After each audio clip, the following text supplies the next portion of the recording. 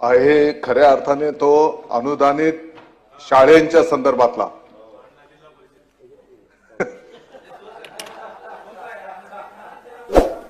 हो नाही तुम्ही मंत्री शाळेंच्या संदर्भातला प्रश्न आहे, त्याचे उत्तर देतो। आणि म्हणून चांगली सूचना सरांनी केलेली आहे। निश्चितपणे सभापती महोदय, आपल्या माध्यमातून मला अतिशय नम्रतेने सांगायचं आहे, माननीय मुख्यमंत्री महोदय देवेंद्रजी फडणवीस साहेब, माननीय उपमुख्यमंत्री महोदय एकनाथजी शिंदे साहेब, माननीय उपमुख्यमंत्री महोदय अजितदादा पवार साहेब, यांचा अतिशय जिव्हाळ्याचा हा विषय आहे।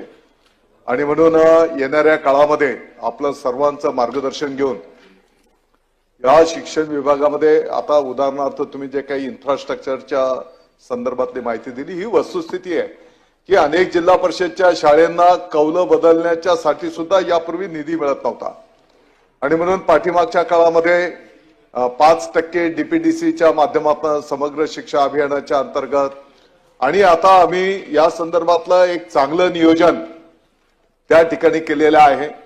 अनेक विभागातनं कसा याला वेगवेगळ्या पद्धतीने निधी उपलब्ध करून घेता येईल, अनेक सेवाभावी संस्था आहेत, CSR फंड्स असतील आणि अनेक दानशूर लोक पण आहेत की ते चांगल्या कामाला योगदान द्यायला त्या ठिकाणी सकारात्मक विचार करतायत।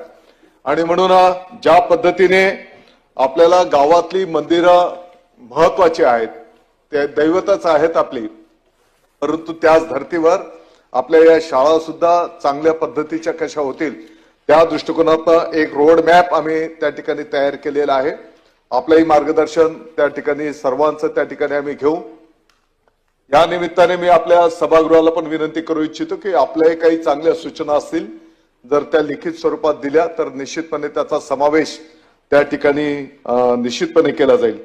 आणि मूळ जो प्रश्न होता या संदर्भातला की साधारणपणे राज्यामध्ये मोडकळीस आलेल्या अनुदानित शाळा साधारणपणे 24,152 अनुदानित खाजगी व्यवस्थापनाच्या शाळा आहेत। आणि युडायस प्लस या पोर्टलवर जी काही माहिती देण्यात आलेली आहे की साधारणपणे 261 शाळांपैकी 271 शाळा वर्गखोल्यांची दुरावस्था। सभापती महोदय, मी पण या उत्तराशी सहमत नाही आणि म्हणून हे जे उत्तर पोर्टलवर दिलं जाते, मुख्याध्यापक महोदय किंवा शिक्षक महोदय त्या ठिकाणी ती माहिती देत असतात आणि म्हणून या माहितीची परत पडताळणी त्या ठिकाणी केली जाईल।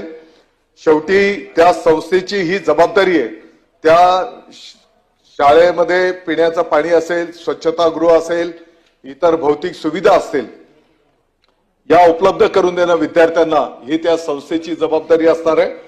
आणि म्हणून येणाऱ्या काळामध्ये निश्चितपणे त्याची पडताळणी परत एकदा केली जाईल आणि त्या सुविधा विद्यार्थ्यांना उपलब्ध झाल्या पाहिजेत या दृष्टिकोनातून त्याचा आढावा घेतला जाईल।